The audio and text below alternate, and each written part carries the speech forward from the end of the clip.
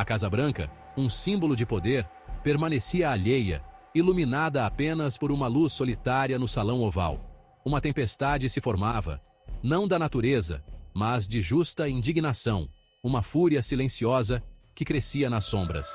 No seu olho estava o fantasma, um sussurro, um mito, uma presença invisível que observava cada movimento.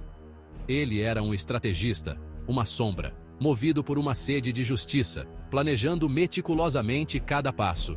Seu alvo, o próprio presidente. O plano era audacioso, intrincado, impossível, mas ele estava determinado. Meses de planejamento, de estudo de rotinas, de exploração de vulnerabilidades, tudo para este momento. O fantasma tinha olhos em todos os lugares, ouvidos em cada sombra, sempre um passo à frente. Ele conhecia a Casa Branca melhor do que seus ocupantes. Cada corredor, cada sala, cada segredo. Sua equipe, fantasmas eles próprios, estava pronta, treinada para a perfeição. Esta noite o impossível aconteceria, um confronto inevitável. O presidente, alheio, trabalhava até tarde, imerso em seus documentos. Ele era uma marionete, controlado por cordas corruptas, sem perceber as forças que o manipulavam. Cada movimento seu, cada decisão, cheirava a ganância, uma dança de poder e corrupção. Ele estava cego para o sofrimento que causava, surdo aos gritos por justiça, indiferente ao clamor do povo. O fantasma via, o fantasma ouvia, e ele estava pronto para agir. Esta noite, o presidente enfrentaria seu julgamento, um acerto de contas inevitável. A escuridão caiu, envolvendo a Casa Branca em sombras, como um manto de mistério e perigo iminente. A equipe do fantasma se movia como espectros, seus passos silenciosos ecoando como sussurros no vento, seu propósito inabalável e sua missão clara. A tecnologia era sua aliada, desabilitando a vigilância com precisão, criando pontos cegos onde antes havia olhos atentos. Paredes não significavam nada para eles. Cercas eram meras sugestões que não podiam deter sua determinação.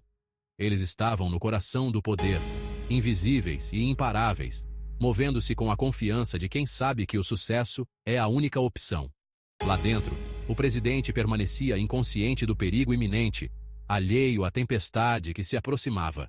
Sua equipe de segurança, complacente e embalada pela rotina diária, não notou nada de errado, confiando cegamente em seus procedimentos habituais. A equipe do fantasma se movia com precisão cirúrgica, desabilitando comunicações e isolando o alvo com uma eficiência assustadora. O medo era um luxo que eles não podiam se dar ao luxo de ter. Seu foco era afiado como uma navalha, cada movimento calculado. A sala oval, banhada pelo brilho de um único abajur, era seu destino final, o palco de um drama de alta tensão. O presidente, absorto em papéis e decisões, finalmente sentiu que algo estava errado, um calafrio percorrendo sua espinha. Ele olhou para cima, assustado, diretamente nos olhos do fantasma. Um encontro que mudaria tudo. Não havia medo naqueles olhos, apenas uma determinação fria e firme.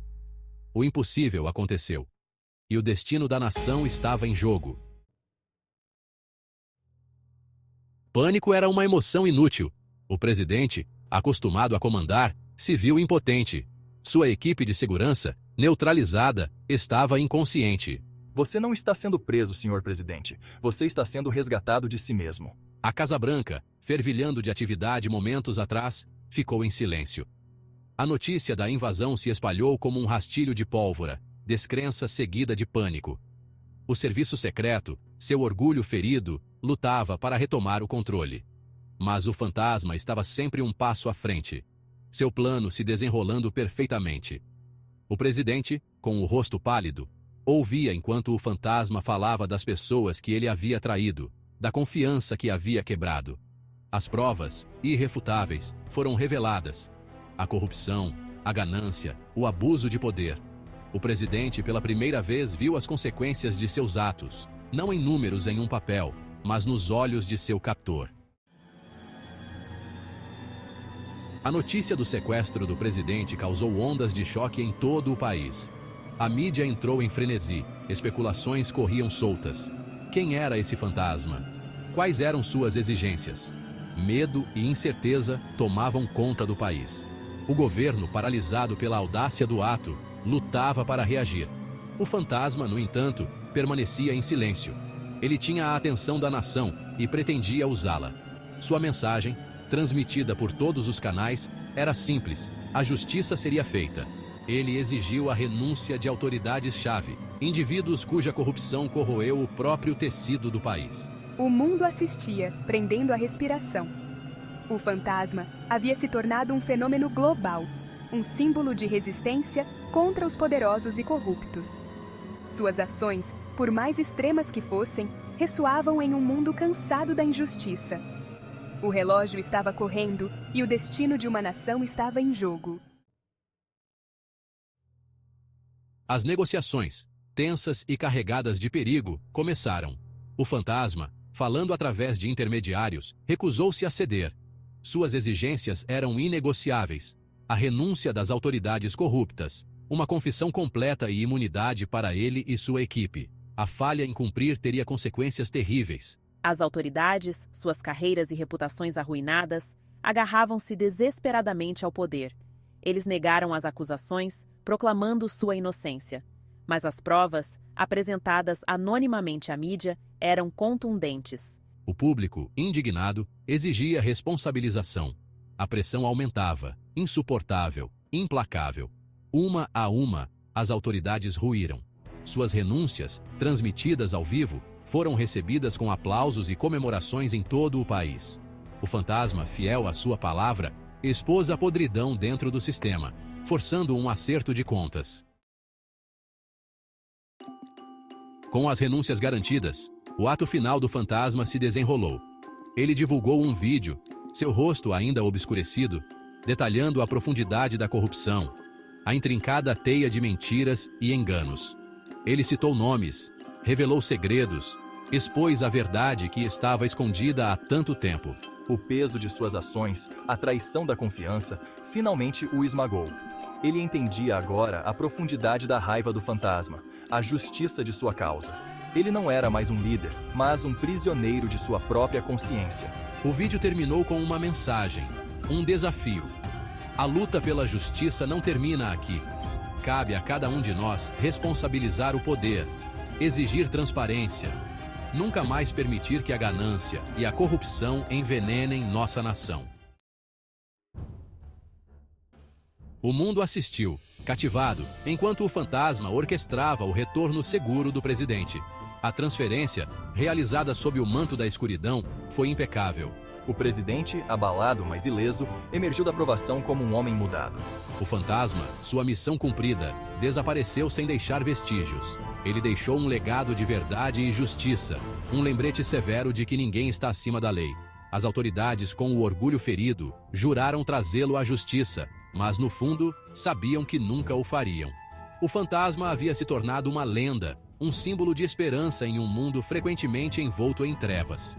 Ele provou que mesmo os mais poderosos poderiam ser responsabilizados, que mesmo diante de probabilidades esmagadoras, uma pessoa poderia fazer a diferença.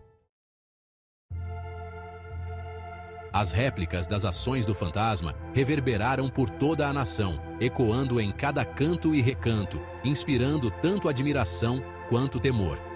O governo, abalado em seu núcleo, foi forçado a implementar reformas para reconstruir a confiança que havia sido destruída. As discussões eram intensas e as decisões cruciais para o futuro da nação. O povo, encorajado pela coragem do fantasma, exigia uma governança melhor e mais limpa.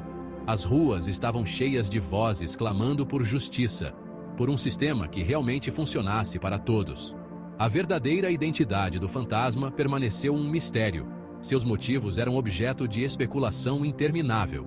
Quem era ele? Um simples cidadão ou alguém com um passado complexo e doloroso? Alguns o saudaram como um herói, um Robin Hood moderno, que roubava dos corruptos para devolver ao povo o que era seu por direito. Outros o condenaram como um vigilante perigoso, minando o Estado de Direito. As discussões sobre a ética de suas ações eram acaloradas e dividiam opiniões. Mas uma coisa era certa, ele havia mudado a paisagem para sempre. A cidade nunca mais seria a mesma. transformada pela sua presença enigmática. O legado do fantasma continuou vivo, não em monumentos ou estátuas, mas nos corações e mentes daqueles que ousaram sonhar com um mundo justo. Sua influência era palpável, inspirando gerações a lutar por seus direitos. Ele havia mostrado que, mesmo nos tempos mais sombrios, uma única faísca de coragem poderia acender um fogo por mudança, um fogo que ardia intensamente, alimentado pela crença inabalável de que ninguém está acima da lei, que todos merecem justiça. E assim, o espírito do fantasma continuava a guiar aqueles que buscavam um futuro melhor, um futuro onde a justiça prevalecesse.